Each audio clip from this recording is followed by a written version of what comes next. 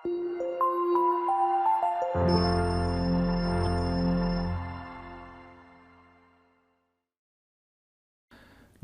ಸ್ನೇಹಿತರೆ, ಅಮೋಘ ವರ್ಷ ಕೋಚಿಂಗ್ ಸೆಂಟರ್ ಯೂಟ್ಯೂಬ್ ಚಾನಲ್ಗೆ ನಿಮಗೆಲ್ಲ ಸ್ವಾಗತ. ಇವತ್ತಿನ ಪ್ರಮುಖವಾದಂತಹ ಕರೆಂಟ್ ಅಫೇರ್ಸ್ ಟಾಪಿಕ್ಗಳನ್ನು ಡಿಸ್ಕಸ್ ಮಾಡೋಣ.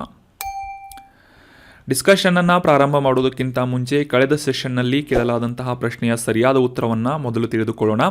ಈ ಕೆಳಗಿನ ಯಾವ ದಿನವನ್ನು BSF ರೈಸಿಂಗ್ ಡೇ ಅನ್ನಾಗಿ ಆಚರಿಸಲಾಗುತ್ತೆ ಅಂತ ಪ್ರಶ್ನೆ ಇದ್ದು, ಆಪ್ಷನ್ಗಳಲ್ಲಿ ನವೆಂಬರ್ 22, ಸೆಪ್ಟೆಂಬರ್ 10, ಡಿಸೆಂಬರ್ 1 ಅಥವಾ ಜನವರಿ 3 ಅಂತ ನೀಡಲಾಗಿತ್ತು. ಸರಿಯಾದ ಉತ್ತರ ಆಪ್ಷನ್ 3, ಡಿಸೆಂಬರ್ 1ರಂದು ಪ್ರತಿ ವರ್ಷ BSF ರೈಸಿಂಗ್ ಡೇ ಅಥವಾ ಬಾರ್ಡರ್ ಸೆಕ್ಯೂರಿಟಿ ಫೋರ್ಸ್ ಇದರ ಸ್ಥಾಪನಾ ದಿನವನ್ನಾಗಿ ಆಚರಿಸಲಾಗುತ್ತೆ. 1965ರಲ್ಲಿ ಪಂಜಾಬ್ನ ಬಾರ್ಡರ್ನ ಒಂದು ಕಾವಲುಗಾಗಿ ಈ BSF ಅನ್ನು ರೈಸ್ ಮಾಡಲಾಗಿತ್ತು ಅಥವಾ ಸ್ಥಾಪನೆ ಮಾಡಲಾಗಿತ್ತು. ಸೊ ಡಿಸೆಂಬರ್ 1 ಅಂತ ಕಮೆಂಟ್ ಬಾಕ್ಸ್ನಲ್ಲಿ ಕರೆಕ್ಟ್ ಆನ್ಸರನ್ನು ನೀಡಿದಂತಹ ಎಲ್ಲ ಸ್ಟೂಡೆಂಟ್ಸ್ಗಳಿಗೆ ಕಂಗ್ರ್ಯಾಚುಲೇಷನ್ಸ್. ಅದೇ ರೀತಿಯಾಗಿ ಆನ್ಸರ್ ನೀಡಲು ಟ್ರೈ ಮಾಡಿದಂಥ ಎಲ್ಲ ಸ್ಟೂಡೆಂಟ್ಸ್ಗಳಿಗೂ ಕೂಡ ವೆಲ್ ಡನ್ ಅಂತ ಹೇಳ್ತಾ ಇವತ್ತಿನ ಪ್ರಶ್ನೆಯನ್ನು ನೋಡೋಣ.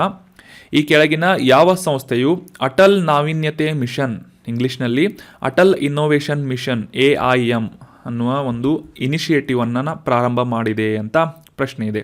ಆಪ್ಷನ್ಗಳಲ್ಲಿ ವಿಜ್ಞಾನ ಮತ್ತು ತಂತ್ರಜ್ಞಾನ ಸಚಿವಾಲಯ, ಆಪ್ಷನ್ 2 ಜೈವಿಕ ತಂತ್ರಜ್ಞಾನ ಸಚಿವಾಲಯ, ಆಪ್ಷನ್ 3 IIT ಖರಗ್ಪುರ್, ಆಪ್ಷನ್ 4 ನೀತಿ ಆಯೋಗ್ ಅಂತ ಇದೆ. ಈ 4 ಸಂಸ್ಥೆಗಳಲ್ಲಿ ಯಾವ ಸಂಸ್ಥೆಯಿಂದ ಈ ಅಟಲ್ ಇನ್ನೋವೇಷನ್ ಮಿಷನ್ ಅನ್ನು ಪ್ರಾರಂಭ ಮಾಡಲಾಯಿತು ಅಂತ ಕಮೆಂಟ್ ಬಾಕ್ಸ್ನಲ್ಲಿ ಕಮೆಂಟ್ ಮಾಡಿ. ಮುಂದಿನ ಸೆಷನ್ನಲ್ಲಿ ಇದರ ಸರಿಯಾದ ಉತ್ತರವನ್ನು ತಿಳಿದುಕೊಳ್ಳೋಣ. ಅಮೋಘ ವರ್ಷ ಕೋಚಿಂಗ್ ಸೆಂಟರ್ನಲ್ಲಿ ಹೊಸ KAS, PSI, ಗ್ರೂಪ್ C ಮತ್ತು PC ಆಫ್ಲೈನ್ ಬ್ಯಾಚಸ್ಗಳು ಪ್ರಾರಂಭವಾಗ್ತಾ ಇವೆ. ಇಂಟ್ರೆಸ್ಟ್ ಇರುವಂತಹ ಅಭ್ಯರ್ಥಿಗಳು ವಿಜಯನಗರದಲ್ಲಿರುವಂತಹ ಬ್ರಾಂಚ್ಗೆ ಭೇಟಿ ನೀಡುವುದರ ಮೂಲಕ ಅಡ್ಮಿಷನ್ ಮಾಡ್ಕೋಬೋದಾಗಿದೆ.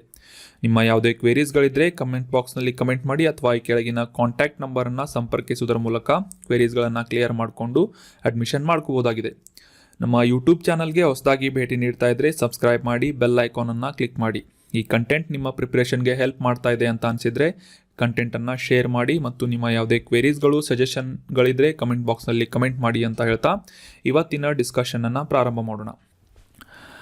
ಇನ್ನು ಇವತ್ತಿನ ಆರ್ಟಿಕಲ್ಗೆ ಸಂಬಂಧಿಸಿದಂತಹ ಪ್ರಶ್ನೆಯನ್ನು ನೋಡೋದಾದರೆ, ಇತ್ತೀಚೆಗೆ ಯಾವ ಭಾರತೀಯ ಚಲನಚಿತ್ರದ ಹಾಡು ಗೋಲ್ಡನ್ ಗ್ಲೋಬ್ ಪ್ರಶಸ್ತಿಯನ್ನು ಪಡೆದುಕೊಂಡಿದೆ ಅಂತ ಪ್ರಶ್ನೆ ಇದ್ದು, ಆಪ್ಷನ್ಗಳಲ್ಲಿ ಕೇಸರಿಯ ಅನ್ನುವ ಸಾಂಗ್ ಬ್ರಹ್ಮಾಸ್ತ್ರದಿಂದ ಅಥವಾ ಕಾಂತಾರ ಚಿತ್ರದಿಂದ ವರಾಹ ರೂಪಂ ಅಂತ, ಆಪ್ಷನ್ 3 RRR ಚಿತ್ರದಿಂದ ನಾಟು ನಾಟು ಅನ್ನುವ ಸಾಂಗ್, ಆಪ್ಷನ್ 4 ಪುಷ್ಪ ಮೂವಿಯಿಂದ ಸ್ವಾಮಿ ಸ್ವಾಮಿ ಅನ್ನುವ ಹಾಡು. ಸೊ ಸರಿಯಾದ ಉತ್ತರ ಆಪ್ಷನ್ 3 RRR ಚಿತ್ರದಿಂದ ಈ ನಾಟು ನಾಟು ಅನ್ನುವ ಸಾಂಗ್ಗೆ ಗೋಲ್ಡನ್ ಗ್ಲೋಬ್ ಪ್ರಶಸ್ತಿ ರೀಸೆಂಟಾಗಿ ಅನೌನ್ಸ್ ಆಗಿದೆ. ಪ್ರಶಸ್ತಿಯನ್ನು ನೀಡಿ ಗೌರವಿಸಲಾಗಿದೆ. ಮೊದಲಿಗೆ ಕಾಂಟೆಕ್ಸ್ಟನ್ನು ಅರ್ಥ ಮಾಡ್ಕೊಳ್ಳೋದಾದರೆ, ವಿಮರ್ಶಕರ ಆಯ್ಕೆ ಪ್ರಶಸ್ತಿ 2023ರ 28ನೇ ಆವೃತ್ತಿಯ ಈ ಕ್ರಿಟಿಕ್ಸ್ ಚಾಯ್ಸ್ ಅವಾರ್ಡನ್ನು ನೀಡಲಾಯಿತು.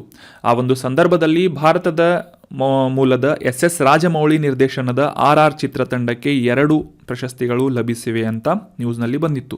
ಸೊ ಹೀಗಾಗಿ ಈ ಒಂದು ವಿಮರ್ಶಕರ ಆಯ್ಕೆ ಪ್ರಶಸ್ತಿ ಕುರಿತಾದಂತಹ ಮತ್ತು ಈ ಒಂದು ಯಾವ ಸಾಂಗು ಅಂತ ಡೀಟೇಲ್ ಆಗಿ ಈ ಆರ್ಟಿಕಲ್ನಲ್ಲಿ ಡಿಸ್ಕಸ್ ಮಾಡೋಣ.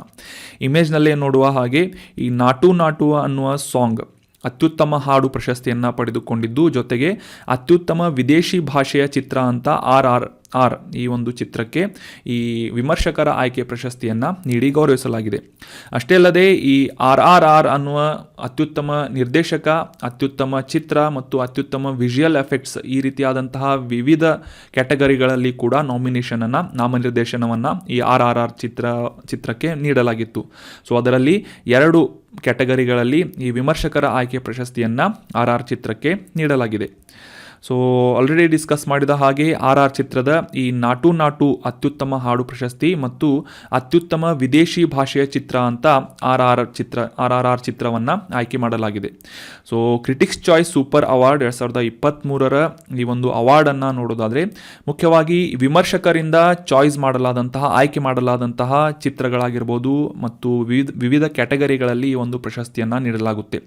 ಸೊ ಮುಖ್ಯವಾಗಿ ಈ ಚಲನಚಿತ್ರಗಳು ಮತ್ತು ಈ TV ಸಿರೀಸ್ ದೂರದರ್ಶನ ಸರಣಿಗಳನ್ನು ಆಯ್ಕೆ ಮಾಡುವ ಒಂದು ಉದ್ದೇಶವನ್ನು ಈ ಒಂದು ಅವಾರ್ಡ್ ಹೊಂದಿದೆ. RR ಚಿತ್ರ SS ರಾಜಮೌಳಿಯಿಂದ ನಿರ್ಮಾಣ ಮಾಡಲಾದಂತಹ ಚಿತ್ರವಾಗಿದ್ದು, ಈ ಅತ್ಯುತ್ತಮ ವಿದೇಶಿ ಭಾಷಾ ಚಿತ್ರ ಅಂತ RRR ಮೂವಿಗೆ ಅವಾರ್ಡ್ ಬಂದಿದ್ದರೆ, ಇನ್ನು ಅತ್ಯುತ್ತಮ ಹಾಡು ಅಂತ ಈ ನಾಟು ನಾಟು ಅನ್ನುವ RRR ಮೂವಿಯಲ್ಲಿರುವಂತಹ ಸಾಂಗ್ ಮತ್ತು ಆ ಒಂದು ಕಂಪೋಸರ್ಗೆ ನೀಡಲಾಗಿದೆ. ಸೊ ಇನ್ನು ಈ ಗೋಲ್ಡನ್ ಗ್ಲೋಬ್ ಅವಾರ್ಡನ್ನು ಕೂಡ ನೀಡಲಾಗಿದ್ದು 80ನೇ ಆವೃತ್ತಿಯ ಈ ಗೋಲ್ಡನ್ ಗ್ಲೋಬ್ ಪ್ರಶಸ್ತಿಯನ್ನು ಅನೌನ್ಸ್ ಮಾಡಲಾಗಿದ್ದು ಲಾಸ್ ಏಂಜಲೀಸ್ನಲ್ಲಿ ಈ ಹಾಸ್ಯ ನಟರಾದಂತಹ ಜೆರೋಡ್ ಕಾರ್ಮೈಕಲ್ ಅವರು ಆಯೋಜನೆ ಮಾಡಿದಂತಹ ಈ ಒಂದು 80ನೇ ಗೋಲ್ಡನ್ ಗ್ಲೋಬ್ ಪ್ರಶಸ್ತಿಯಲ್ಲಿ SS ರಾಜಮೌಳಿ ನಿರ್ದೇಶನದ ಈ RRR ಮೂವಿಯ ನಾಟು ನಾಟು ಸಾಂಗ್ ಏನಿದೆ ಅಥವಾ ಗೀತೆ ಏನಿದೆ ಅತ್ಯುತ್ತಮ ಮೂಲ ಗೀತೆ ಅನ್ನುವ ಪ್ರಶಸ್ತಿಯನ್ನು ಪಡೆದುಕೊಂಡಿದೆ ಅಂತ ನ್ಯೂಸ್ನಲ್ಲಿ ಬಂದಿತ್ತು. ಸೊ ನೆನ್ಪಿಟ್ಕೊಳ್ಳಿ, 80ನೇ ಗೋಲ್ಡನ್ ಗ್ಲೋಬ್ನಲ್ಲಿ ಭಾರತದ RRR ಮೂವಿಯ ಈ ನಾಟು ನಾಟು ಅತ್ಯುತ್ತಮ ಮೂಲ ಗೀತೆ ಅನ್ನುವ ಪ್ರಶಸ್ತಿಯನ್ನು ಪಡೆದುಕೊಂಡಿದೆ. ಇನ್ನು ಮುಂದಿನ ಪ್ರಶ್ನೆಯನ್ನು ನೋಡೋದಾದರೆ, ಪೆಂಗಂಗಾ ನದಿ ಎಲ್ಲಿ ಹುಟ್ಟುತ್ತದೆ ಅಂತ ಪ್ರಶ್ನೆ ಇದ್ದು, ಆಪ್ಷನ್ಗಳಲ್ಲಿ Uttarakhand, option 2 Ladakh, option 3 Maharashtra, option 4 Tamil Nadu ಅಂತ ಇದೆ. ಸರಿಯಾದ ಉತ್ತರ ಆಪ್ಷನ್ 3 ಮಹಾರಾಷ್ಟ್ರದಲ್ಲಿ ಈ ಪೆನ್ಗಂಗಾ ನದಿ ಹುಟ್ಟುತ್ತದೆ. ಸೊ ಈ ಒಂದು ನದಿಯ ಕುರಿತಾದಂತಹ ಡೀಟೇಲ್ ಇನ್ಫಾರ್ಮೇಷನನ್ನು ಕೂಡ ಡಿಸ್ಕಸ್ ಮಾಡೋಣ. ಅದಕ್ಕಿಂತ ಮುಂಚೆ ಇದು ಯಾಕೆ ನ್ಯೂಸ್ನಲ್ಲಿತ್ತು ಅಂತ ಕಾಂಟೆಕ್ಸ್ಟನ್ನು ಅರ್ಥ ಮಾಡ್ಕೊಳ್ಳೋದಾದರೆ, ಅಂತಾರಾಜ್ಯ ಬ್ಯಾರೇಜನ್ನು ನಿರ್ಮಾಣ ಮಾಡಲಾಗ್ತಾ ಇದೆ. ಅದರ ಹೆಸರು ಚಾರಣ ಕೊರಟ ಅಂತ. ಈ ಚಾರಣ ಕೊರಟ ಅನ್ನುವ ಬ್ಯಾರೇಜ್ ಪರಿಸರದ ಅನುಮತಿಯನ್ನು ಪಡೆದುಕೊಂಡಿದೆ. ಅಂತಂದರೆ ಎನ್ವೈರ್ಮೆಂಟಲ್ಗೆ ಸಂಬಂಧಿಸಿದಂತಹ ಕೆಲವೊಂದಿಷ್ಟು ಅಡ್ಡಿಗಳನ್ನು ಕ್ಲಿಯರ್ ಮಾಡಿ ಎನ್ವೈರ್ಮೆಂಟಲ್ ಕ್ಲಿಯರೆನ್ಸನ್ನು ಈ ಚಾರಣ ಕೊರಟ ಅನ್ನುವ ಬ್ಯಾರೇಜ್ಗೆ ನೀಡಲಾಗಿದೆ. ಸೊ ಹೀಗಾಗಿ ಈ ಒಂದು ಬ್ಯಾರೇಜ್ ನಿರ್ಮಾಣವನ್ನು ಪ್ರಾರಂಭ ಮಾಡುವ ಒಂದು ಕೆಲಸ ಏನಿದೆ ಸಲೀಸಾಗಿ ನಡೆಯಲಿದೆ ಅಂತ ಈ ಕಾಂಟೆಕ್ಸ್ಟ್ನಿಂದ ನಾವು ಅರ್ಥ ಮಾಡ್ಕೋಬೋದಾಗಿದೆ. ಸೊ ಇದರ ಇನ್ನೂ ಹೆಚ್ಚಿನ ನ್ಯೂಸನ್ನು ಅರ್ಥ ಮಾಡ್ಕೊಳ್ಳೋದಾದರೆ, ಈ ಕ್ಲಿಯರೆನ್ಸನ್ನು ಅಂದರೆ ಎನ್ವೈರ್ಮೆಂಟಲ್ಗೆ ಸಂಬಂಧಿಸಿದಂತಹ ಅಡ್ಡಿಗಳು ಕ್ಲಿಯರ್ ಆಗಿವೆ, ಯಾವುದೇ ರೀತಿಯಾದಂತಹ ಪರಿಸರದ ಮೇಲೆ ಅಡ್ಡ ಪರಿಣಾಮ ಬೀರುವುದಿಲ್ಲ ಅಂತ ನಮ್ಮ ಕೇಂದ್ರದ ಪರಿಸರ, ಅರಣ್ಯ ಮತ್ತು ಹವಾಮಾನ ಬದಲಾವಣೆ ಸಚಿವಾಲಯದಿಂದ ಈ ಒಂದು ಕ್ಲಿಯರೆನ್ಸ್ ಅನ್ನು ನೀಡಲಾಗಿದೆ.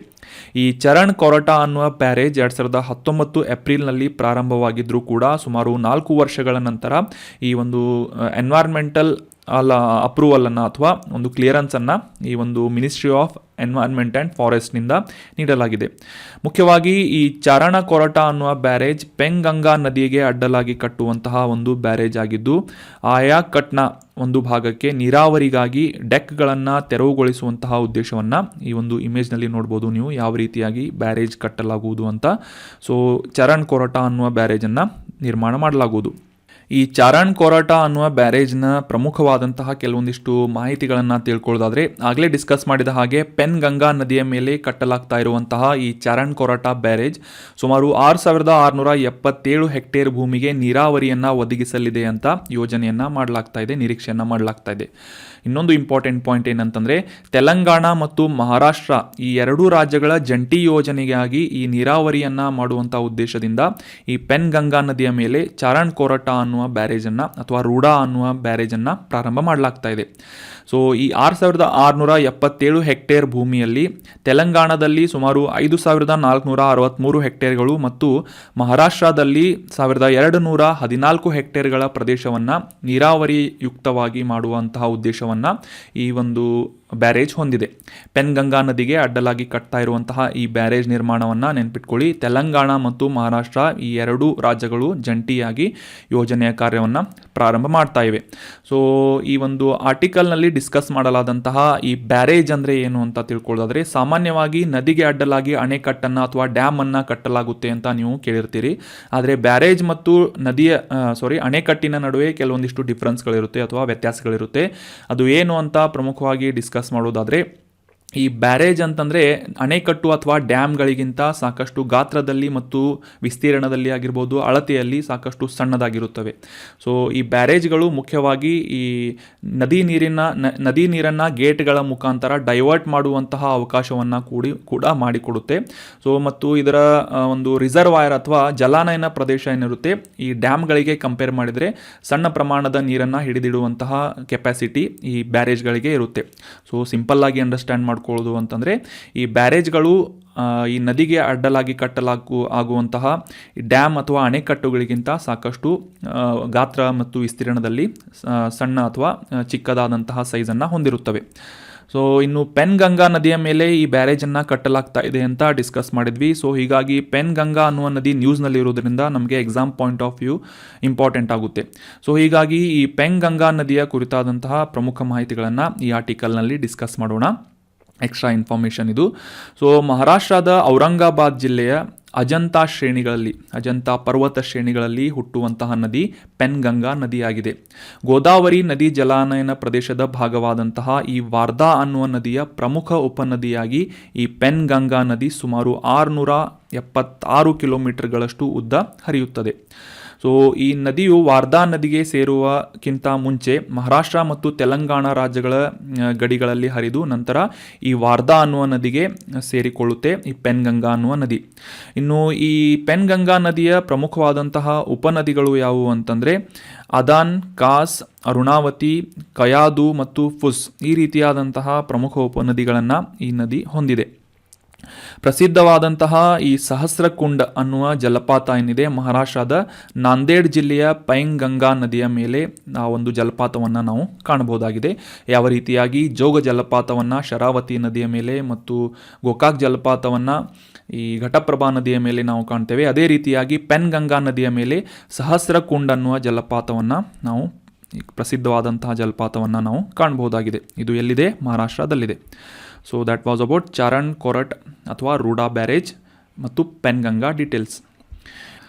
ಇನ್ನು ಮುಂದಿನ ಆರ್ಟಿಕಲ್ಗೆ ಸಂಬಂಧಿಸಿದಂತಹ ಪ್ರಶ್ನೆಯನ್ನು ನೋಡೋದಾದರೆ ಈ ತಾರು ಅನ್ನುವ ಸಮುದಾಯ ಜನರನ್ನು ಎಲ್ಲಿ ನೋಡಬಹುದಾಗಿದೆ ಅಂತ ಪ್ರಶ್ನೆ ಇದೆ. ಸಾಮಾನ್ಯವಾಗಿ ಬುಡಕಟ್ಟು ಜನಾಂಗಕ್ಕೆ ಸಂಬಂಧಿಸಿದಂತಹ ಪ್ರಶ್ನೆಗಳನ್ನು ಆಗಾಗ ಎಕ್ಸಾಮ್ಗಳಲ್ಲಿ ಕೇಳ್ತಾ ಇರ್ತಾರೆ.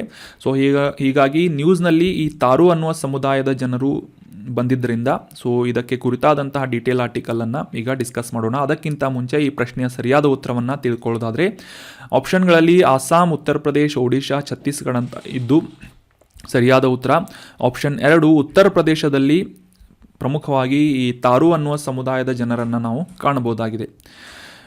ಈ ಬುಡಕಟ್ಟು ಜನಾಂಗ ಅಥವಾ ಸಮುದಾಯ ಯಾಕೆ ನ್ಯೂಸ್ನಲ್ಲಿತ್ತು ಅಂತ ಕಾಂಟೆಕ್ಸ್ಟನ್ನು ಅರ್ಥ ಮಾಡ್ಕೊಳ್ಳೋದಾದರೆ ಕೌಶಲ್ಯಾಭಿವೃದ್ಧಿ ತರಬೇತಿಯನ್ನು ನಾಬಾರ್ಡ್ ಸಂಸ್ಥೆಯಿಂದ ಈ ತಾರು ಜನರಿಗೆ ನೀಡಲಾಗುವುದು ಅಂತ ನ್ಯೂಸ್ನಲ್ಲಿ ಬಂದಿತ್ತು.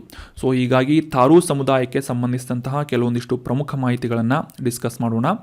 ಅಷ್ಟೇ ಅಲ್ಲದೆ ಈ ಕತರ್ನಿಯಾ ಘಾಟ್ ಅನ್ನುವ ವನ್ಯಜೀವಿ ಅಭಯಾರಣ್ಯದ ಸುತ್ತ ವಾಸಿಸುವಂತಹ ಈ ತಾರು ಗುಂಪುದ ಅಥವಾ ಜನಾಂಗಕ್ಕೆ ಸಂಬಂಧಿಸಿದಂತೆ ಆ ಜನಾಂಗದ ಜನರನ್ನು ಆರ್ಥಿಕ ಸೇರ್ಪಡೆಗೊಳಿಸುವ ಉದ್ದೇಶದಿಂದ ಅಥವಾ ಫೈನಾನ್ಷಿಯಲ್ ಇನ್ಕ್ಲೂಷನ್ ಮಾಡುವಂತಹ ಉದ್ದೇಶದಿಂದ ಯೋಜನೆಯನ್ನು ಇಟ್ಕೊಂಡು ಕತರ್ನಿಯಾ ಘಾಟ್ ವಿಭಾಗದ ಅರಣ್ಯಾಧಿಕಾರಿಯಿಂದ ಈ ನಾಬಾರ್ಡ್ ಸಂಸ್ಥೆಯಿಂದ ಪರವಾಗಿ ಈ ತಾರು ಜನರಿಗೆ ಸ್ಕಿಲ್ ಡೆವಲಪ್ಮೆಂಟ್ ಟ್ರೈನಿಂಗನ್ನು ನೀಡಲಾಗುವುದು ಅಂತ ಈ ಒಂದು ನ್ಯೂಸ್ನಲ್ಲಿ ನಾವು ಅಂಡರ್ಸ್ಟ್ಯಾಂಡ್ ಮಾಡ್ಕೊಂಡ್ವಿ.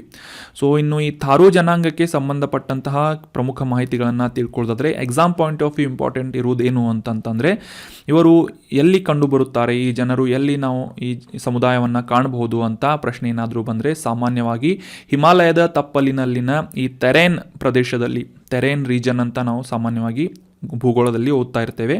ಸೊ ಆ ಒಂದು ಪ್ರದೇಶದಲ್ಲಿರುವಂತಹ ರಾಜ್ಯಗಳಾದಂತಹ ಉತ್ತರಾಖಂಡ್, ಉತ್ತರ ಪ್ರದೇಶ್ ಮತ್ತು ಬಿಹಾರ್ ಈ 4 ರಾಜ್ಯಗಳಲ್ಲಿ ಪ್ರಮುಖವಾಗಿ ಕಂಡುಬರುವಂತಹ ಸಮುದಾಯದವರು ಈ ತಾರು ಜನರು ಆಗಿದ್ದಾರೆ. ಇವರು ಭಾರತದಲ್ಲಷ್ಟೇ ಅಲ್ಲದೆ ಹಿಮಾಲಯದ ತಪ್ಪಲಿನಲ್ಲಿ ಅಂತಂದರೆ ನೇಪಾಳ ರಾಜ್ಯದಲ್ಲೂ ಕೂಡ ಈ ತಾರು ಜನಾಂಗದ ಸಮುದಾಯವನ್ನು ನಾವು ಕಾಣಬಹುದಾಗಿದೆ. ಸದ್ಯಕ್ಕೆ ಈ ನೇಪಾಳದಲ್ಲಿ ತಾರು ಜನಾಂಗದವರು ಅಧಿಕೃತವಾಗಿ 1.5 ಮಿಲಿಯನ್ನಷ್ಟು ಜನರು ಇದ್ದರೆ ಭಾರತದಲ್ಲಿ 1,70,000 ಈ ತಾರು ಜನಾಂಗಕ್ಕೆ ಸೇರಿದಂತಹ ಸಮುದಾಯದವರು ವಾಸಿಸುತ್ತಾರೆ. ಮುಖ್ಯವಾಗಿ ಈ ತಾರು ಜನಾಂಗದವರು ವ್ಯವಸಾಯವನ್ನು ಅಭ್ಯಾಸ ಮಾಡುವುದು ಮತ್ತು ದನಗಳನ್ನು ಸಾಕುತ್ತಾರೆ, ಬೇಟೆಯಾಡುತ್ತಾರೆ, ಮೀನುಗಳು ಮತ್ತು ಅರಣ್ಯ ಉತ್ಪನ್ನಗಳನ್ನು ಸಂಗ್ರಹಿಸಿ ಜೀವಿಸುವಂತಹ ಜನರು ಈ ತಾರು ಜನಾಂಗ ಆಗಿದ್ದಾರೆ. ಇವರು ಎಲ್ಲಿ ಕಂಡುಬರುತ್ತಾರೆ ಅಂತಂದರೆ ಹಿಮಾಲಯದ ತಪ್ಪಲಿನ ಪ್ರದೇಶವಾದಂತಹ ತರೇನ್ನಲ್ಲಿ, ಉತ್ತರಾಖಂಡ್, ಉತ್ತರ ಪ್ರದೇಶ್, ಬಿಹಾರ್ ಈ 4 ಪ್ರಮುಖವಾದಂತಹ ರಾಜ್ಯಗಳಲ್ಲಿ ತಾರು ಜನಾಂಗಕ್ಕೆ ಸೇರಿದಂತಹ ಜನರು ಕಂಡುಬರುತ್ತಾರೆ. ಇನ್ನು ಈ ಕತರ್ನಿಯಾ ಅನ್ನುವ ವೈಲ್ಡ್ ಲೈಫ್ ಸ್ಯಾಂಚುರಿ ಅಥವಾ ವನ್ಯಜೀವಿ ಅಭಯಾರಣ್ಯ ಕೂಡ ನಾವು ಡಿಸ್ಕಸ್ ಮಾಡಿದ್ವಿ. ಇದರ ಲೊಕೇಶನನ್ನು ಕೂಡ ಅರ್ಥ ಮಾಡ್ಕೊಳ್ಳೋಣ. ಈ ಕತರ್ನಿಯಾ ಘಾಟ್ ಅನ್ನುವ ವನ್ಯಜೀವಿ ಅಭಯಾರಣ್ಯ KWS ಅಂತ ಇದರ ಶಾರ್ಟ್ ಫಾರ್ಮ್ ಆಗಿದ್ದು ಇದು ಉತ್ತರ ಪ್ರದೇಶದ ಬಹ್ರೇಚ್ ಜಿಲ್ಲೆಯ ತೆರಾಯ್ ಅನ್ನುವ ಪ್ರದೇಶದಲ್ಲಿ ಮುಖ್ಯವಾಗಿ ಕಂಡುಬರುವಂತಹ ಗಂಗಾ ಬಯಲಿನಲ್ಲಿ ಕಂಡುಬರುವಂತಹ ಒಂದು ವನ್ಯಜೀವಿ ಅಭಯಾರಣ್ಯ ಆಗಿದೆ ಕತರ್ನಿಯಾ ಘಾಟ್ ಅನ್ನುವ ಅಭಯಾರಣ್ಯ. ಸೊ ಈ ದುಧ್ವಾ ಅನ್ನುವ ಹುಲಿ ಸಂರಕ್ಷಿತ ಪ್ರದೇಶವನ್ನು ನೀವು ಸಾಮಾನ್ಯವಾಗಿ ನ್ಯೂಸ್ನಲ್ಲಿ ಓದ್ತಾ ಇರ್ತೀರಿ. ಸೊ ಆ ಪ್ರದೇಶದ ಲಖೀಂಪುರ್ ಖೇರಿಯ ಭಾಗವಾಗಿ ಈ ಕತರ್ನಿಯಾ ವೈಲ್ಡ್ ಲೈಫ್ ಸ್ಯಾಂಚುರಿಯನ್ನು ಕೂಡ ನಾವು ಗುರುತಿಸಬಹುದಾಗಿದೆ. ಸೊ ಈ ಅರಣ್ಯ ಮುಖ್ಯವಾಗಿ ಭಾರತ್ ಮತ್ತು ನೇಪಾಳದ ಹುಲಿಗಳ ಆವಾಸ ಸ್ಥಾನವಾಗಿ ಒಂದು ಸ್ಟ್ರಾಟಜಿಕಲ್ ಕನೆಕ್ಟಿವಿಟಿಯನ್ನು ಒದಗಿಸುವಂತಹ ಪ್ರಮುಖವಾದಂತಹ ಕಾಡು ಅಥವಾ ಅಭಯಾರಣ್ಯ ಆಗಿದೆ. ಈ ಕತರ್ನಿಯಾ ಘಾಟ್ ವನ್ಯಜೀವಿ ಅಭಯಾರಣ್ಯದಲ್ಲಿ ಕಂಡುಬರುವಂತಹ ಪ್ರಮುಖ ಸಸ್ಯವರ್ಗ ಯಾವುವು ಅಂತಂದರೆ, ಯಾವ ಮರಗಳನ್ನು ನಾವು ಕಾಣ್ಬೋದು ಅಂತಂದರೆ ಸಾಲ್, ತೇಗದ ಮರಗಳು ಮತ್ತು ಸೊಂಪಾದಂತಹ ಹುಲ್ಲುಗಾವಲನ್ನು ಕಾಣ್ಬೋದು. ಅಷ್ಟೇ ಅಲ್ಲದೆ ಈ ಜೌಗು ಪ್ರದೇಶಗಳ ಮೊಸಾಯಿಕನ್ನು ಅಥವಾ ಲ್ಯಾಂಡ್ಸ್ಕೇಪ್ ಅಂತ ಮೊಸಾಯಿಕನ್ನು ಗುರುತಿಸ್ಬೋದು. ಸೊ ಈ ರೀತಿಯಾದಂತಹ ಸಸ್ಯವರ್ಗವನ್ನು ನಾವು ಆ ಪ್ರದೇಶದಲ್ಲಿ ಕಂಡ್ರೆ, ಇನ್ನು ಪ್ರಾಣಿಗಳ ಒಂದು ವಿಷಯಕ್ಕೆ ಸಂಬಂಧಿಸಿದಂತಹ ಮಾಹಿತಿ ಅಂದರೆ, ಈ ಪ್ರದೇಶದಲ್ಲಿ ಘರಿಯಾಲ್ ಹುಲಿ, ಗೆಂಡಾಮೃಗ, ಗ್ಯಾಂಜೆಟಿಕ್ ಡಾಲ್ಫಿನ್ ಅಂತ ಕರೀತಾರೆ, ಇದು ರಾಂಗ್ ಆಗಿದೆ, ಗ್ಯಾಂಜೆಟಿಕ್ ಡಾಲ್ಫಿನ್, ಜೌಗು ಜಿಂಕೆ, ಹಿಸ್ಪೀಡ್ ಮೊಲ ಮತ್ತು ಈ ಪಕ್ಷಿಗಳ ಪ್ರಭೇದದಲ್ಲಿ ಬೆಂಗಾಲ್ ಫ್ಲೋರಿಕನ್, ಬಿಳಿ ಬೆನ್ನಿನ ಮತ್ತು ಉದ್ದನೆಯ ಕೊಕ್ಕನ್ನು ಹೊಂದಿದಂತಹ ರಣಹೊದ್ದುಗಳು ಮತ್ತು ಅಳಿವಿನಂಚಿನಲ್ಲಿರುವಂತಹ ಸಾಕಷ್ಟು ಪ್ರಾಣಿ ಮತ್ತು ಪಕ್ಷಿಗಳನ್ನು ಈ ಒಂದು ಕತರ್ನಿಯಾ ಘಾಟ್ ವನ್ಯಜೀವಿ ಅಭಯಾರಣ್ಯದಲ್ಲಿ ನಾವು ಕಾಣಬಹುದಾಗಿದೆ. ಸೊ ನೆನ್ಪಿಟ್ಕೊಳ್ಳಿ, ಕತರ್ನಿಯಾ ಘಾಟ್ ವನ್ಯಜೀವಿ ಅಭಯಾರಣ್ಯ ಎಲ್ಲಿದೆ ಅಂತ ಪ್ರಶ್ನೆ ಏನಾದರೂ ಬಂದರೆ ಸರಿಯಾದ ಉತ್ತರ ಪ್ರದೇಶ ಆಗಿರುತ್ತೆ. ಮತ್ತು ಥಾರೂ ಬುಡಕಟ್ಟು ಜನಾಂಗಕ್ಕೆ ಸೇರಿದಂತಹ ಜನರು ಎಲ್ಲಿ ವಾಸಿಸುತ್ತಾರೆ ಅಂತಂದರೆ ಉತ್ತರಾಖಂಡ್, ಉತ್ತರ ಪ್ರದೇಶ್, ಬಿಹಾರ್. ಇನ್ನು ಮುಂದಿನ ಆರ್ಟಿಕಲ್ಗೆ ಸಂಬಂಧಿಸಿದಂತಹ ಪ್ರಶ್ನೆಯನ್ನು ನೋಡೋದಾದರೆ, ವಿಶ್ವವಿದ್ಯಾನಿಲಯ ಧನ ಸಹಾಯ ಆಯೋಗ ಅಥವಾ ಇಂಗ್ಲೀಷ್ನಲ್ಲಿ ನಿಮಗೆ ಅರ್ಥ ಆಗುತ್ತೆ UGC ಅಥವಾ ಯೂನಿವರ್ಸಿಟಿ ಗ್ರ್ಯಾಂಟ್ಸ್ ಕಮಿಷನ್ ಅಂತ, ಇದನ್ನು ಸ್ಥಾಪನೆ ಮಾಡಿದಂತಹ ವರ್ಷ ಯಾವುದು ಅಂತ ಗುರುತಿಸಬೇಕಾಗಿದೆ. ಆಪ್ಷನ್ಗಳಲ್ಲಿ 1950, ಆಪ್ಷನ್ 2 1956, ಆಪ್ಷನ್ 3 1962 ಅಥವಾ 1966 ಅಂತ ಇದೆ.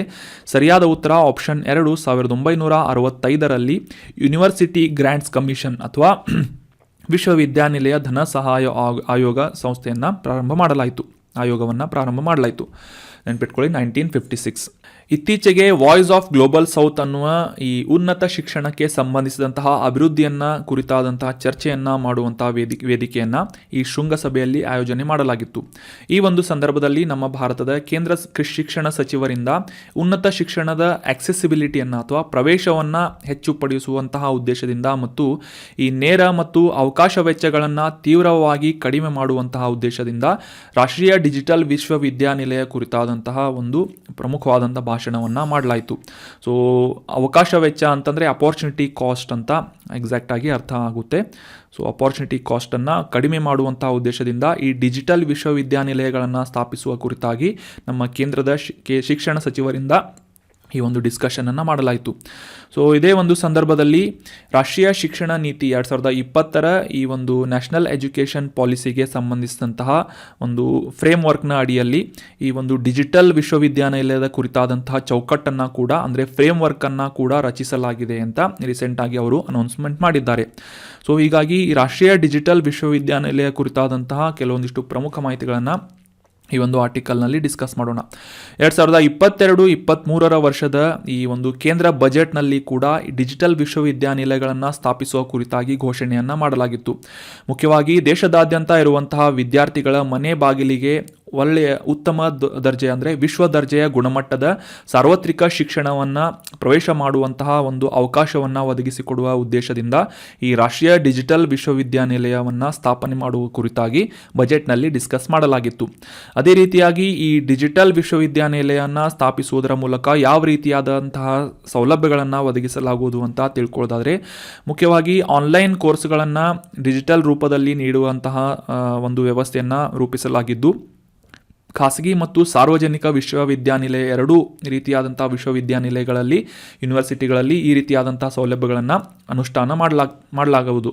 ಸೊ ಅಷ್ಟೇ ಅಲ್ಲದೆ ಈ ನ್ಯಾಷನಲ್ ಡಿಜಿಟಲ್ ವಿಶ್ವವಿದ್ಯಾನಿಲಯವನ್ನು ಆಲ್ರೆಡಿ ನಮ್ಮ 2020ರ ರಾಷ್ಟ್ರೀಯ ಶಿಕ್ಷಣ ನೀತಿಯಲ್ಲಿ ಅದರ ಒಂದು ರೂಪರೇಷೆಗಳನ್ನು ಮೆನ್ಷನ್ ಮಾಡಲಾಗಿದ್ದು, ಅದಕ್ಕೆ ಸಂಬಂಧಪಟ್ಟಂತೆ ಈ ಯೂನಿವರ್ಸಿಟಿಗಳಲ್ಲಿ ವಿದ್ಯಾರ್ಥಿಗಳು ತಮಗೆ ಅವಶ್ಯ ಇರುವಂತಹ ಪ್ರಮಾಣ ಪತ್ರವನ್ನು, ಡಿಪ್ಲೊಮಾ ಮತ್ತು ಪದವಿ ಕೋರ್ಸ್ಗಳನ್ನು ಆಯ್ಕೆ ಮಾಡುವಂತಹ ಅವಕಾಶ ವಿದ್ಯಾರ್ಥಿಗಳಿಗೆ ಈ ಒಂದು ಡಿಜಿಟಲ್ ವಿಶ್ವವಿದ್ಯಾನಿಲಯಗಳಲ್ಲಿ ನೀಡಲಾಗುವುದು. ಮತ್ತು ಈ ಒಂದು ಡಿಜಿಟಲ್ ವಿಶ್ವವಿದ್ಯಾನಿಲಯದಿಂದ ಸಾಕಷ್ಟು ರೀತಿಯಾಗಿ ಶಿಕ್ಷಣದ ಅಭಿವೃದ್ಧಿಯನ್ನು ಮಾಡುವುದು ಅಷ್ಟೇ ಅಲ್ಲದೆ ಗುಣಮಟ್ಟದ ಮತ್ತು ವಿಶ್ವ ದರ್ಜೆಯ ಗುಣಮಟ್ಟದ ಸಾರ್ವತ್ರಿಕ ಶಿಕ್ಷಣವನ್ನು ಒದಗಿಸುವುದರಲ್ಲಿ ಈ ವಿಶ್ವವಿದ್ಯಾನಿಲಯ ಸಾಕಷ್ಟು ಪ್ರಮುಖವಾದಂತಹ ಪಾತ್ರವನ್ನು ವಹಿಸಲಿದೆ ಅಂತ ನಿರೀಕ್ಷೆಯನ್ನು ಇಟ್ಕೊಳ್ಳಲಾಗಿದೆ. ಅದೇ ರೀತಿಯಾಗಿ ಒಂದು ವಿದ್ಯಾರ್ಥಿಗಳಿಗೆ ಫ್ಲೆಕ್ಸಿಬಿಲಿಟಿಯನ್ನು ನೀಡಲಾಗಿದ್ದು ಅವರ ಮನೆ ಬಾಗಿಲಿಗೆ ಒಂದು ಡಿಪ್ಲೊಮಾ ಮತ್ತು ಪದವಿ ಕೋರ್ಸ್ಗಳನ್ನು ಆಯ್ಕೆ ಮಾಡುವಂತಹ ಅವಕಾಶವನ್ನು ಕೂಡ ಮಾಡಿಕೊಡಲಾಗ್ತಾ ಇದೆ. ಇನ್ನು UGC ನ್ಯೂಸ್ನಲ್ಲಿ ಇರುವುದರಿಂದ ಈ ಸಂಸ್ಥೆಯ ಅಥವಾ ಆಯೋಗದ ಕುರಿತಾದಂತಹ ಪ್ರಮುಖ ಮಾಹಿತಿಗಳನ್ನು ಡಿಸ್ಕಸ್ ಮಾಡೋಣ. ಕನ್ನಡದಲ್ಲಿ ಈ ವಿಶ್ವವಿದ್ಯಾನಿಲಯ ಧನ ಸಹಾಯ ಆಯೋಗ ಅಥವಾ ಯೂನಿವರ್ಸಿಟಿ ಗ್ರ್ಯಾಂಟ್ಸ್ ಕಮಿಷನ್ ಅಂತ UGCಯನ್ನು ನಾವು ಸಾಮಾನ್ಯವಾಗಿ ಗುರುತಿಸ್ತೇವೆ. 1956ರ ಈ UGC ಕಾಯ್ದೆಯ ಅಡಿಯಲ್ಲಿ ಅನುಷ್ಠಾನಗೊಂಡಂತಹ ಆಯೋಗ UGC ಆಗಿದೆ. ಮುಖ್ಯವಾಗಿ ಭಾರತ ಸರ್ಕಾರದ ಉನ್ನತ ಶಿಕ್ಷಣ ಇಲಾಖೆ ಮತ್ತು ಶಿಕ್ಷಣ ಸಚಿವಾಲಯದ ಅಡಿಯಲ್ಲಿ ಕೆಲಸ ಮಾಡುವಂತಹ ಈ ಒಂದು ಭಾರತ ಸರ್ಕಾರದಿಂದ ಸ್ಥಾಪನೆಗೊಳಿಸಲಾದಂತಹ 1956ರಲ್ಲಿ ಸ್ಥಾಪನೆ ಮಾಡಲಾದಂತಹ ಶಾಸನಬದ್ಧ ಸಂಸ್ಥೆ ಈ UGC ಆಗಿದೆ. ನೆನ್ಪಿಟ್ಕೊಳ್ಳಿ, ಸ್ಟ್ಯಾಟ್ಯೂಟರಿ ಸ್ಥಾನಮಾನವನ್ನು ಈ UGCಗೆ ನೀಡಲಾಗಿದ್ದು 1956ರ UGC ಕಾಯ್ದೆಯ ಅಡಿಯಲ್ಲಿ ಈ ಒಂದು ಆಯೋಗವನ್ನು ರಚಿಸಲಾಗಿತ್ತು. ಭಾರತದಲ್ಲಿ ಉನ್ನತ ಶಿಕ್ಷಣದ ಗುಣಮಟ್ಟವನ್ನು ಹೆಚ್ಚಿಸುವುದು ಮತ್ತು ಅದಕ್ಕೆ ಸಂಬಂಧಿಸಿದಂತಹ ಸಮನ್ವಯಗಳು, ನಿರ್ಣಯಗಳು ಮತ್ತು ಒಂದು ಶಿಕ್ಷಣದ ನಿರ್ವಹಣೆಯ ಜವಾಬ್ದಾರಿಯನ್ನು ಈ ಯೂನಿವರ್ಸಿಟಿ ಗ್ರ್ಯಾಂಟ್ಸ್ ಕಮಿಷನ್ ಹೊಂದಿರುತ್ತದೆ. ಸೊ ನೆನ್ಪಿಟ್ಕೊಳ್ಳಿ, ಈ ಡಿಜಿಟಲ್ ವಿಶ್ವವಿದ್ಯಾನಿಲಯವನ್ನು ಈ ಎಜುಕೇಷನ್ಗೆ ಸಂಬಂಧಿಸಿದಂತಹ ಯಾವುದೇ ರೀತಿಯಾದಂತಹ ಈ ಎಸ್ಸೆಗಳ ಟಾಪಿಕ್ಗಳು ಏನಾದರೂ ಬಂದರೆ ಇವುಗಳನ್ನು ಕಂಪಲ್ಸರಿಯಾಗಿ ಮೆನ್ಷನ್ ಮಾಡಿ ರಾಷ್ಟ್ರೀಯ ಡಿಜಿಟಲ್ ವಿಶ್ವವಿದ್ಯಾನಿಲಯದ ಕುರಿತಾದಂತಹ ಮಾಹಿತಿಗಳನ್ನು, ಯಾವ ರೀತಿಯಾಗಿ ಯಾವ ಸೌಲಭ್ಯಗಳನ್ನು ಸರ್ಕಾರ ಒದಗಿಸಲಿದೆ, ಇದರಿಂದ ವಿದ್ಯಾರ್ಥಿಗಳಿಗೆ ಯಾವ ರೀತಿಯ ಅನುಕೂಲಗಳು ಆಗಲಿವೆ ಅಂತ ನೀವು ಈಸಿಯಾಗಿ ಈ ಒಂದು NDU ಅಥವಾ ನ್ಯಾಷನಲ್ ಡಿಜಿಟಲ್ ಯೂನಿವರ್ಸಿಟಿ ಬಗ್ಗೆ ಮೆನ್ಷನ್ ಮಾಡಬೇಕು. ಸೊ ನೋಟ್ ಮಾಡಿ ಇಟ್ಕೊಳ್ಳಿ. ಇನ್ನು ಮುಂದಿನ ಆರ್ಟಿಕಲ್ಗೆ ಸಂಬಂಧಿಸಿದಂತಹ ಪ್ರಶ್ನೆಯನ್ನು ನೋಡೋದಾದರೆ, ಗ್ಲೋಬಲ್ ಕಾಂಪಿಟೇಟಿವ್ನೆಸ್ ರಿಪೋರ್ಟನ್ನು ಯಾವ ಸಂಸ್ಥೆಯಿಂದ ಪಬ್ಲಿಷ್ ಮಾಡಲಾಗುತ್ತೆ ಅಥವಾ ಪ್ರಕಟಿಸಲಾಗುತ್ತದೆ ಅಂತ ಪ್ರಶ್ನೆ ಇದ್ದು, ಆಪ್ಷನ್ಗಳಲ್ಲಿ International Monetary Fund, option 2 United Nations Conference on Trade and Development, option 3 World Economic Forum ಅಥವಾ ಆಪ್ಷನ್ 4 ವರ್ಲ್ಡ್ ಬ್ಯಾಂಕ್ ಅಂತ ಇದೆ. 2019ರ UPSC ಪ್ರಿಲಿಮ್ಸ್ ಎಕ್ಸಾಮ್ನಲ್ಲಿ ಈ ಪ್ರಶ್ನೆಯನ್ನು ಕೇಳಲಾಗಿತ್ತು. ಗ್ಲೋಬಲ್ ಕಾಂಪಿಟೇಟಿವ್ನೆಸ್ ರಿಪೋರ್ಟ್, ಈ ಒಂದು ರಿಪೋರ್ಟನ್ನು ಯಾವ ಸಂಸ್ಥೆಯಿಂದ ಪಬ್ಲಿಷ್ ಮಾಡಲಾಗುತ್ತೆ ಅಂತಂದರೆ ಸರಿಯಾದ ಉತ್ತರ World Economic Forum. Option 3 is right answer. World Economic ಫೋರಮ್ನಿಂದ ಈ ವರ್ಲ್ಡ್ ಕಾಂಪಿಟೇಟಿವ್ನೆಸ್ ರಿಪೋರ್ಟನ್ನು ಪಬ್ಲಿಷ್ ಮಾಡಲಾಗುತ್ತೆ. ಸೊ ಮೊದಲಿಗೆ ಈ ವಿಶ್ವ ಆರ್ಥಿಕ ವೇದಿಕೆ ಅಥವಾ ವರ್ಲ್ಡ್ ಎಕನಾಮಿಕ್ ಫೋರಮ್ ಯಾಕೆ ನ್ಯೂಸ್ನಲ್ಲಿದೆ ಅಂತ ಅಂಡರ್ಸ್ಟ್ಯಾಂಡ್ ಮಾಡ್ಕೊಳ್ಳೋಣ. ಈ ಸಂಸ್ಥೆಯ ಕುರಿತಾದಂತಹ ಪ್ರಮುಖ ಮಾಹಿತಿಗಳನ್ನು ಡಿಸ್ಕಸ್ ಮಾಡೋಣ ಈ ಆರ್ಟಿಕಲ್ನಲ್ಲಿ. ರೀಸೆಂಟಾಗಿ ಸ್ವಿಟ್ಜರ್ಲ್ಯಾಂಡ್ನ ದಾವೋಸ್ನಲ್ಲಿ 53ನೇ ವಿಶ್ವ ಆರ್ಥಿಕ ವೇದಿಕೆ ಅಥವಾ ವರ್ಲ್ಡ್ ಎಕನಾಮಿಕ್ ಫೋರಮ್ನ ಸಭೆಯನ್ನು ನಡೆಸಲಾಗುವುದು ಜನವರಿ 20ರಿಂದ ಅಂತ ನ್ಯೂಸ್ನಲ್ಲಿ ಬಂದಿತ್ತು. ಸೊ ಹೀಗಾಗಿ ವಿಶ್ವ ಆರ್ಥಿಕ ವೇದಿಕೆಯ ಕುರಿತಾದಂತಹ ಪ್ರಮುಖ ಮಾಹಿತಿಗಳನ್ನು ಈ ಒಂದು ಆರ್ಟಿಕಲ್ನಲ್ಲಿ ಡಿಸ್ಕಸ್ ಮಾಡೋಣ. ಈ ಒಂದು ವೇದಿಕೆಯಲ್ಲಿ ಜಗತ್ತಿನಾದ್ಯಂತ ಇರುವಂತಹ ಪ್ರಮುಖ ಹೆಸರಾಂತ ವೃತ್ತಿಪರರು ಅಥವಾ ಪ್ರೊಫೆಷನಲ್ಸ್ಗಳಾಗಿರ್ಬೋದು, ಶಿಕ್ಷಣ ತಜ್ಞರು, ಹೂಡಿಕೆದಾರರು ಮತ್ತು ರಾಜಕೀಯ ಮತ್ತು ವಾಣಿಜ್ಯ ನಾಯಕರು ಸೇರುವಂತಹ ಸಭೆ ಈ ವಿಶ್ವ ಆರ್ಥಿಕ ವೇದಿಕೆ ಆಗಿದೆ. ಈ ಒಂದು ಸಭೆಯಲ್ಲಿ 53ನೇ ಒಂದು ಸಭೆಯಲ್ಲಿ ಮುಖ್ಯವಾಗಿ ಹವಾಮಾನ ಬದಲಾವಣೆ, ಜಾಗತಿಕ ಹಣದುಬ್ಬರ ಅಥವಾ ಇನ್ಫ್ಲೇಷನ್ ಅಂತ ಕರಿತೇವೆ, ಗ್ಲೋಬಲ್ ಇನ್ಫ್ಲೇಷನ್ ಅಂತ, ಮತ್ತು ರಷ್ಯಾ ಉಕ್ರೇನ್ ಒಂದು ಯುದ್ಧದ ಸಂಬಂಧಿಸಿದಂತಹ ಕೆಲವೊಂದಿಷ್ಟು ಪ್ರಮುಖ ಮಾಹಿತಿಗಳನ್ನು ಅಥವಾ ವಿಷಯಗಳನ್ನು ಈ ಒಂದು ವೇದಿಕೆಯ ಮೇಲೆ ಡಿಸ್ಕಸ್ ಮಾಡಲಾಗುವುದು ಅಂತ ಎಕ್ಸ್ಪೆಕ್ಟೇಷನನ್ನು ಮಾಡಲಾಗ್ತಾ ಇದೆ. ಅಷ್ಟೇ ಅಲ್ಲದೆ ಜಗತ್ತು ಎದುರಿಸುತ್ತಿರುವಂತಹ ಪ್ರಮುಖವಾದಂತಹ ಗಂಭೀರ ಸಮಸ್ಯೆಗಳಿಗೆ ಸೃಜನಶೀಲ ಪರಿಹಾರಗಳನ್ನು ಕೂಡ ಈ ಒಂದು ವೇದಿಕೆಗಳಲ್ಲಿ ಡಿಸ್ಕಸ್ ಮಾಡಲಾಗುವುದು ಅಂತ ನಿರ್ಧಾರ ಮಾಡಲಾಗಿದೆ. ಸೊ ನೆನ್ಪಿಟ್ಕೊಳ್ಳಿ, 53ನೇ ವಿಶ್ವ ಆರ್ಥಿಕ ವೇದಿಕೆ ಅಥವಾ ವರ್ಲ್ಡ್ ಎಕನಾಮಿಕ್ ಫೋರಮ್ ಇದರ ಸಭೆ ನಡೀತಾ ಇರೋದು ಎಲ್ಲಿ ಅಂತಂದರೆ ಸ್ವಿಟ್ಜರ್ಲ್ಯಾಂಡ್ನ ದಾವೋಸ್ನಲ್ಲಿ. ಪ್ರತಿ ವರ್ಷ ಕೂಡ ಸ್ವಿಟ್ಜರ್ಲ್ಯಾಂಡ್ನ ದಾವೋಸ್ ಅನ್ನುವ ನಗರದಲ್ಲಿ ವರ್ಲ್ಡ್ ಎಕನಾಮಿಕ್ ಫೋರಮ್ ಇದರ ಒಂದು ಸಭೆ ಅಥವಾ ಕಾನ್ಫರೆನ್ಸ್ ನಡೆಯುತ್ತದೆ. ಮುಖ್ಯವಾಗಿ ಈ ಒಂದು ವರ್ಲ್ಡ್ ಎಕನಾಮಿಕ್ ಫೋರಮ್ ಕುರಿತಾದಂತಹ ಒಂದು ಸ್ಥಾಪನೆಯ ಕುರಿತಾದಂತಹ ಮಾಹಿತಿಗಳನ್ನು ಡಿಸ್ಕಸ್ ಮಾಡೋದಾದರೆ 1971ರಲ್ಲಿ ಸ್ವಿಸ್ ಲಾಭೋದ್ದೇಶವಿಲ್ಲದಂತಹ ಅಥವಾ ನಾನ್ ಪ್ರಾಫಿಟ್ ಆರ್ಗನೈಸೇಷನ್ ಆಗಿ ಈ ವರ್ಲ್ಡ್ ಎಕನಾಮಿಕ್ ಫೋರಮನ್ನು ಸ್ಥಾಪನೆ ಮಾಡಲಾಯಿತು 1971ರಲ್ಲಿ. ಇದರ ಒಂದು ಸ್ಥಾಪಕರ ಮುಖ್ಯ ರೂವಾರಿ ಯಾರು ಅಂತಂದರೆ ಕ್ಲಾಸ್ ಶಾಬ್ ಅನ್ನುವ ವ್ಯಕ್ತಿಯಿಂದ ಈ ಒಂದು ಆರ್ಥಿಕ ವೇದಿಕೆಯನ್ನು, ವಿಶ್ವ ಆರ್ಥಿಕ ವೇದಿಕೆಯನ್ನು ಪ್ರಾರಂಭ ಮಾಡಲಾಗಿತ್ತು 1971ರಲ್ಲಿ. ಸದ್ಯಕ್ಕೆ ಇದರ ಹೆಡ್ ಕ್ವಾರ್ಟರ್ ಇರುವುದು ಸ್ವಿಟ್ಜರ್ಲ್ಯಾಂಡ್ನ ಜಿನಿವಾ ನಗರದ ಒಂದು ಮುನ್ಸಿಪಲ್ ಏರಿಯಾ ಆದಂತಹ ಕಾಲೋಗ್ನಿ ಅನ್ನುವ ಪ್ರದೇಶದಲ್ಲಿ ಒಂದು ಏರಿಯಾದಲ್ಲಿ ವರ್ಲ್ಡ್ ಎಕನಾಮಿಕ್ ಫೋರಮ್ನ ಪ್ರಮುಖವಾದಂತಹ ವೇದಿಕೆಯನ್ನು ಲೊಕೇಟ್ ಮಾಡಲಾಗಿದೆ. ಇನ್ನು exam point of view important ಆಗಿ ಈ ವಿಶ್ವ ಆರ್ಥಿಕ ವೇದಿಕೆಯಿಂದ ಪಬ್ಲಿಷ್ ಮಾಡಲಾಗುವುದಂತಹ ಪ್ರಮುಖ ವರದಿಗಳು ಯಾವುವು ಅಂತ ಡಿಸ್ಕಸ್ ಮಾಡೋದಾದರೆ, ಎನರ್ಜಿ ಟ್ರಾನ್ಸಿಷನ್ ಇಂಡೆಕ್ಸ್, ಎರಡನೇದು ಗ್ಲೋಬಲ್ ಕಾಂಪಿಟೇಟಿವ್ನೆಸ್ ರಿಪೋರ್ಟ್, ಮೂರನೇದು ಗ್ಲೋಬಲ್ IT ರಿಪೋರ್ಟ್, ನಾಲ್ಕನೇದು ಗ್ಲೋಬಲ್ ಜೆಂಡರ್ ಗ್ಯಾಪ್ ರಿಪೋರ್ಟ್, ಇದು ಇಂಪಾರ್ಟೆಂಟ್. ಐದನೇದು ಗ್ಲೋಬಲ್ ರಿಸ್ಕ್ ರಿಪೋರ್ಟ್ ಅಂತ ಈಗ ರೀಸೆಂಟಾಗಿ ಇದನ್ನ ಕೂಡ ಪಬ್ಲಿಷ್ ಮಾಡಲಾಗಿದೆ. ಆರನೇದು global travel and tourism report. ಈ ರೀತಿಯಾದಂತಹ ಪ್ರಮುಖ ವರದಿಗಳನ್ನು ಅಥವಾ ರಿಪೋರ್ಟ್ಸ್ಗಳನ್ನು ವರ್ಲ್ಡ್ ಎಕನಾಮಿಕ್ ಫೋರಮ್ನಿಂದ ಪಬ್ಲಿಷ್ ಮಾಡಲಾಗುತ್ತದೆ. ಸೊ ನೆನ್ಪಿಟ್ಕೊಳ್ಳಿ, 1971ರಲ್ಲಿ ಸ್ಥಾಪಿತವಾದಂತಹ ಸ್ವಿಟ್ಜರ್ಲ್ಯಾಂಡ್ನ ನಾನ್ ಪ್ರಾಫಿಟ್ ಆರ್ಗನೈಸೇಷನ್ ಈ ವರ್ಲ್ಡ್ ಎಕನಾಮಿಕ್ ಫೋರಮ್ ಆಗಿದ್ದು, ಇದರ ಹೆಡ್ ಕ್ವಾರ್ಟರ್ ಅಥವಾ ಮುಖ್ಯ ಕಚೇರಿಯಲ್ಲಿದೆ ಅಂತಂದರೆ ಸ್ವಿಟ್ಜರ್ಲ್ಯಾಂಡ್ನ ಜೆನಿವಾ ನಗರದ ಕಾಲೋನಿ ಅನ್ನುವ ಏರಿಯಾದಲ್ಲಿ. So that was all about today's articles. ಈಗ ಡಿಸ್ಕಸ್ ಮಾಡಲಾದಂತಹ ಎಲ್ಲ ಆರ್ಟಿಕಲ್ಗಳನ್ನು ಮತ್ತೊಮ್ಮೆ ರಿವೈಸ್ ಮಾಡೋಣ. So revision time. ಮೊದಲನೇ ಆರ್ಟಿಕಲ್ನಲ್ಲಿ ಈ RRR ಮೂವಿಯ ಕುರಿತಾದಂತಹ ಮಾಹಿತಿಗಳನ್ನು ಡಿಸ್ಕಸ್ ಮಾಡಿದ್ವಿ. ಯಾವ ರೀತಿಯಾಗಿ ವಿಮರ್ಶಕರ ಆಯ್ಕೆ ಪ್ರಶಸ್ತಿಗಳು ಮತ್ತು ಗೋಲ್ಡನ್ ಗ್ಲೋಬ್ ಅವಾರ್ಡನ್ನು ಈ ಒಂದು ನಾಟು ನಾಟು ಅನ್ನುವ ಸಾಂಗ್ಗೆ ನೀಡಲಾಗಿದೆ ಅಂತ ತಿಳ್ಕೊಂಡ್ವಿ.